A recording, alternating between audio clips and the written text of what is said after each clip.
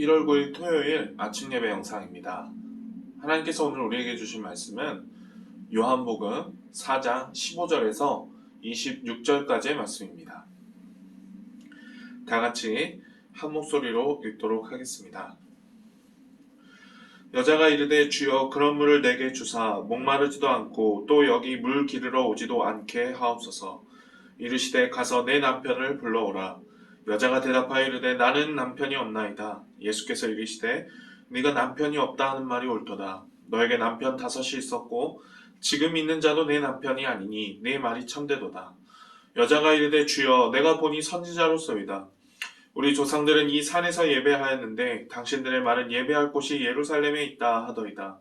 예수께서 이르시되 여자여 내 말을 믿으라. 이 산에서도 말고 예루살렘에서도 말고 너희가 아버지께 예배할 때가 이르리라.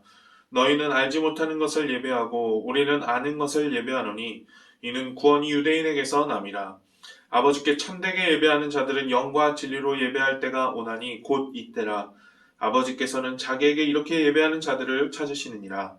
하나님은 영이시니 예배하는 자가 영과 진리로 예배할지니라. 여자가 이르되 메시아 곧 그리스도라 하는 이가 오실 줄을 내가 아노니 그가 오시면 모든 것을 우리에게 알려주시리이다. 예수께서 이르시되 내게 말하는 내가 그라 하시니라. 아멘.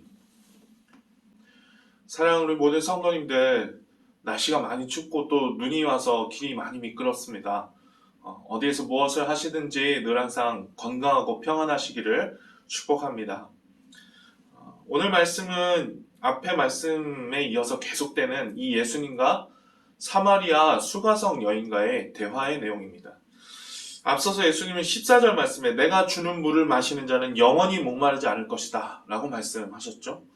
그러자 여자는 이 말씀을 오해합니다. 그래서 이 마법과 같은 물을 자신에게도 좀 주십시오. 예수님께 이렇게 말씀하죠. 그러자 예수님은 갑자기 이렇게 말씀하십니다. 가서 네 남편을 불러오라 라고 말씀하세요. 여러분, 왜 이런 갑자기 뚱딴지와 같은 이야기를 하실까요? 갑자기 왜 남편을 불러오라는 이야기를 하시는 걸까? 그러나 조금만 생각해보면 이 예수님이 지금 여기서 뚱딴지 같은 말씀을 하시는 것이 아니라는 사실을 알 수 있습니다. 예수님은 이 여인에게 남편 5이 있었고 지금 사는 남자도 남편이 아니라는 사실을 꿰뚫어 보고 계셨어요. 그녀의 여러분, 이런 복잡한 남성 편력을 생각해 보았을 때 이 수가성 여인의 삶이 사회적으로 보았을 때 결코 정상적인 삶이 아니었다는 사실을 우리는 예상할 수 있습니다. 아마 이 여인이 구체적으로 어떻게 살았는지 우리는 사실 이 말씀 외에는 이 여인이 등장하지 않기 때문에 알 수 없지만, 그러나 우리가 이러한 모습들을 생각해 보았을 때 그녀와 예수님과의 이 대화를 통해 미루어 또한 보았을 때 이 여인의 삶은 한마디로 말해서 끝없는 갈증에 연속된 삶, 끝없는 목마름으로 가득한 삶이라고 우리는 추측해 볼 수 있을 것입니다. 예수님이 이 남편을 불러오라 말씀하신 것은 이 여인의 남편을 직접 보고 싶어서가 아니고 바로 이 여인이 이 끝없는 갈증으로 가득 찬 삶을 살고 있다는 사실을 드러내 보이고 싶으셨던 것이죠. 아마도 여인 입장에서는 이게 들춰내기 싫은 이야기였을 거예요. 저에게는 남편이 없습니다 라고 지금 말하는 것이나, 그리고 이 뒤에 예수님이 자신의 이 과거를 꿰뚫어 보시니까 바로 당장 화제를 돌리지 않습니까? 내가 보니 선지자이십니다. 그러면서 예배 처소에 관한 이야기로 황급히 이 대화의 주제를 바꾸는 것을 보면 지금 이 여인이 지금 이 자기 남편 이야기, 자기 남자 이야기를 하고 싶지 않다는 사실을 우리는 알 수 있어요. 여러분, 그러나 그럼에도 불구하고 예수님이 이 여인이 자신이 감추고 싶은 이 이야기를 들춰내 보이시는 것은 무엇일까? 왜 그러셨을까요? 마치 여러분, 의사가 환자를 수술하기 위해서 그 환자가 아픈 부위를 완전히 드러내고 들춰내는 것과 같은 것이라 할 수 있겠습니다. 환자가 치료받기 위해서는 어떻게 해야 돼요? 자신의 아픈 부위를 의사에게 다 말하고 그곳을 정직하게 의사에게 드러내 보여줘야 한다는 것이죠. 거기서부터 치료가 시작됩니다. 사랑하는 성도님 여러분, 우리 몸이 아프면 우리 병원의 의사를 찾아가죠.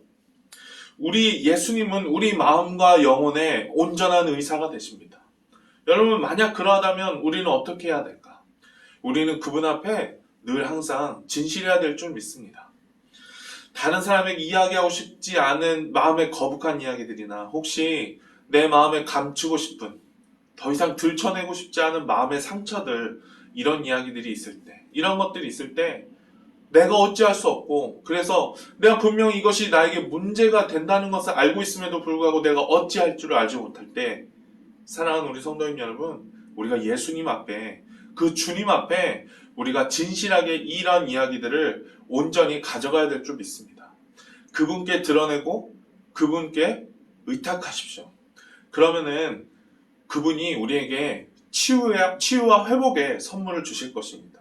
누군가 내 이야기를 진실하게 공감해 주는 것만으로도, 내 이야기를 경청해 주는 것만으로도 마음에 굉장히 큰 위로가 되지 않습니까? 예수님은 우리의 그 이야기들에 경청하시고 그거 공감을 넘어서서 새로운 치유와 새로운 회복을 우리에게 가져다 주실 줄 믿습니다. 여러분, 여인이 더 이상 남편 이야기를 하고 싶지 않아서 이 예배의 처소라는 이 주제로 주제를 바꿨을 때도 예수님은 이 여인에게 지금 친절하게 그 대화의 상대가 되어주세요.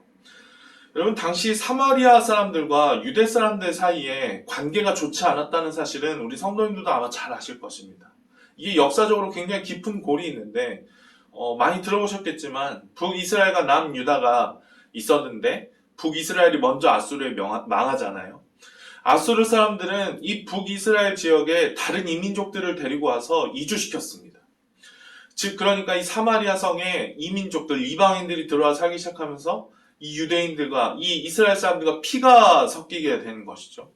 그래서 여러분, 사마리아 사람들은 다 혼혈인들이 되었습니다.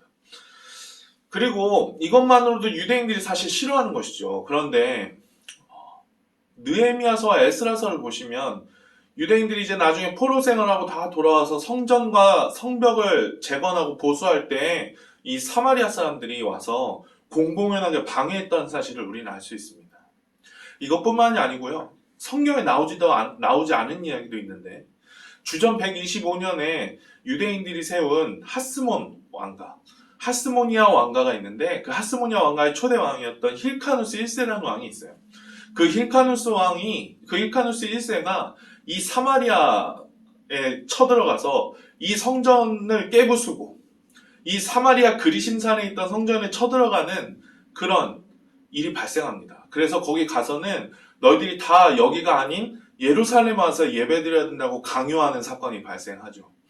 여러분, 이런 역사들을 보았을 때 유대인과 사마리아인들의 이 반목의 이 골은 깊어질 수밖에 없었던 것이었습니다. 여러분, 그래서 이 사마리아인들의 종교는 이 일반적인 유대교와도 달랐는데요. 유대교는 모세오경뿐만 아니고 성경에서 모세오경뿐만 아니고 구약의 예언자들이 기록한 예언서도 성경의 일부로 받아들였던 반면에 이 사마리아인들은 그것을 거부하고 자신들이 약간 수정된 모세오경만을 성경으로 받아들였습니다. 왜냐하면 이 예언서에는 이 예루살렘을 중심으로 한 회복이 예언되어 있기 때문이죠.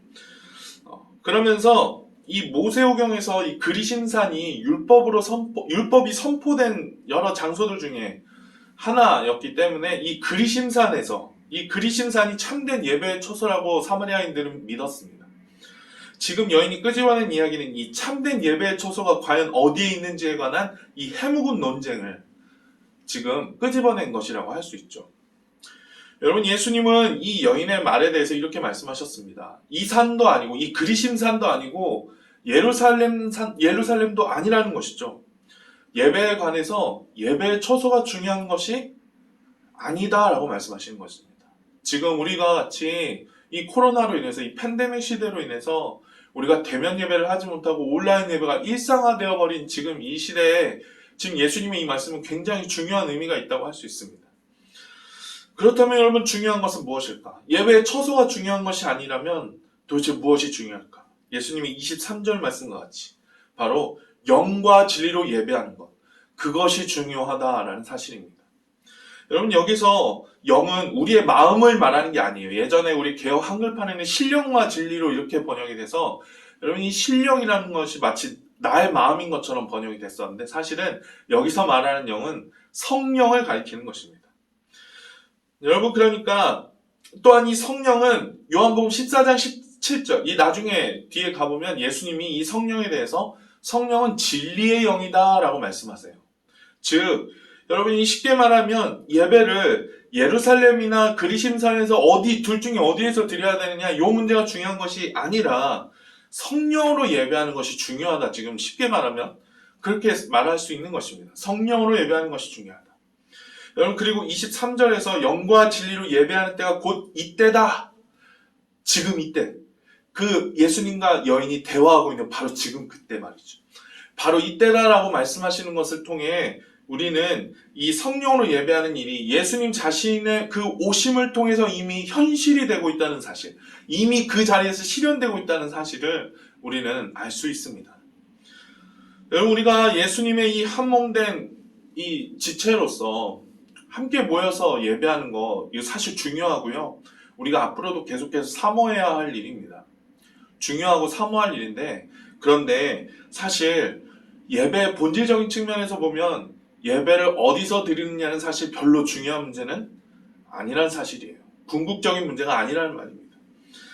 지금처럼 모여서 예배하는 일이 전염병의 위협으로 인해서 불가능하게 되었을 때, 어려워졌을 때, 내가 속한 이 처소에서, 내가 삶에 처한 이 현장에서 과연 내가 영과 진리로, 성령으로 예배할 수 있느냐, 이것이야말로 진정 중요한 문제라는 사실입니다.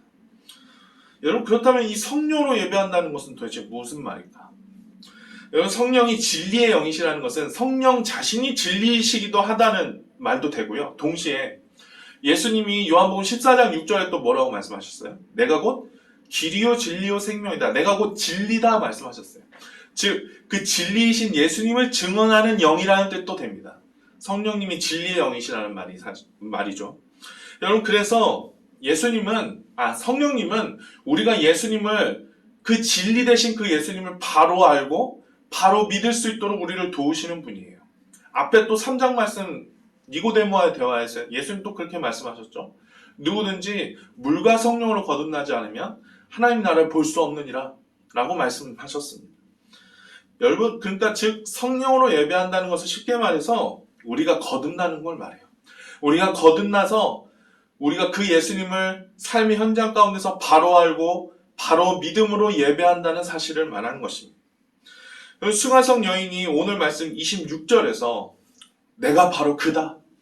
내가 바로 네가 지금 말하는 그 답을 주는 그리스도라 라고 말하는 그 예수님의 이 말씀을 듣고, 예수님 이분이야말로 지금 우리가 찾고 기다리던 그리스도시구나 라는 것을 깨닫게 되는 것처럼, 여러분, 우리의 그분을 바로 알고 바로 믿는 그 믿음이야말로 우리의 예배의 궁극적인 전제가 되는 것입니다.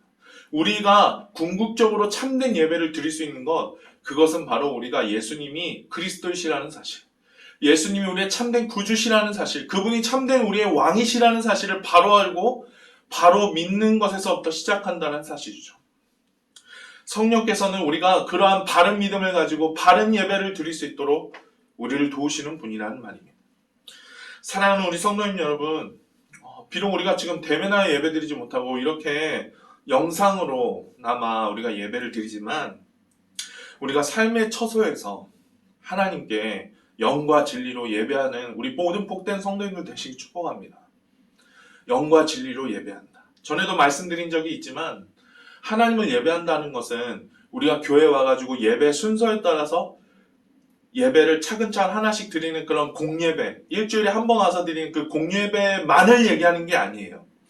우리가 여기서 말하는 예배란 우리가 삶에서 하나님 나라와 하나님의 영광을 위해서 하는 그 모든 일, 그 광의의 예배, 삶의 예배를 말하는 것입니다. 하나님은 내가 그런 삶에서 주님을 바로 알고 바로 믿음으로 드리는 그 삶의 예배, 하나님의 영광을 위해 드리는 그런 예배, 바로 그 예배를 드리는 그 예배자, 영과 진리로 예배하는 그 예배자, 삶의 현장에서 하나님을 바로 알고 그분을 바로 예배하는 그 예배자, 하나님께서 찾으신다라고 오늘 말씀에서 말씀하고 있습니다. 사랑하는 우리 모든 성도님들, 이 말씀이 우리 성도님들 마음 가운데 깊숙이 와닿기를 소망합니다. 주님이 찾으시는 분 누구시라고요? 바로 영과 진리로 예배하는 그 예배자, 한 사람. 그 예배자, 내가 삶의 현장 가운데서 그렇게 주님을 바로 알고 바로 믿음으로 하나님의 영광을 위해 내 삶을 살아갈 수 있는 그 사람, 그 한 사람을 주님은 지금도 찾고 계십니다. 사랑하는 우리 모든 성도님들이 바로 이 예배자가 되실 수 있기 바라요. 바로 이 예배자로 하나님 앞에 바로 서시는 저와 우리 모든 성도님들 다 되실 수 있기를 주님의 이름으로 축복합니다. 기도하겠습니다. 하나님 아버지 감사합니다. 주님, 우리로 하여금 귀한 말씀을 듣게 하시고 이렇게 함께 기도할 수 있도록 은혜 주시니 참 감사합니다. 주님, 우리가 주님 안에서 참된 예배자로 거듭날 수 있게 소망합니다. 내 삶의 문제를 다 주님 앞에 진실하게 내려놓고 주님, 내가 물과 성령으로 거듭나서 주님을 바로 알고 바로 믿는 참된 예배자로 다시금 새로 태어날 수 있게 되기를 소망합니다. 주님, 주님이 찾으시는 그 예배자 한 사람, 그 한 사람이 되고 싶습니다. 주님, 우리 모두에게 거룩한 갈망과 거룩한 열망을 허락하여 주셔서 주님, 우리가 하나님을 기쁘시게 하고 주님의 영광을 위해 살아가는 귀하고 복된 우리 모든 성도님들 다 될 수 있도록 주님 축복하여 주시옵소서. 하나님 아버지께 감사드리며 예수님의 이름으로 기도합니다. 아멘. 이 시간 계속해서 우리가 기도의 자리로 나가기 소망합니다. 주님께서 기도하는 사람에게 분명히 좋은 것으로 허락해 주실 줄 믿습니다. 우리가 다 같이 그 믿음 가지고 같이 기도하며 나아가겠습니다. 같이 기도합니다. 아버지 하나님 감사합니다. 주님, 우리로 하여금 기도하게 하시니 감사합니다. 참된 예배자의 모습으로 설 수 있도록 인도하시고 하나님께서 기뻐하시는 예배자로 매일의 삶 가운데 나의 삶을 그렇게 참 제물로서 드릴 수 있는 저희 모두가 다 될 수 있도록 주님 도와주시옵소서. 주님 감사합니다. 역사하여 주시옵소서.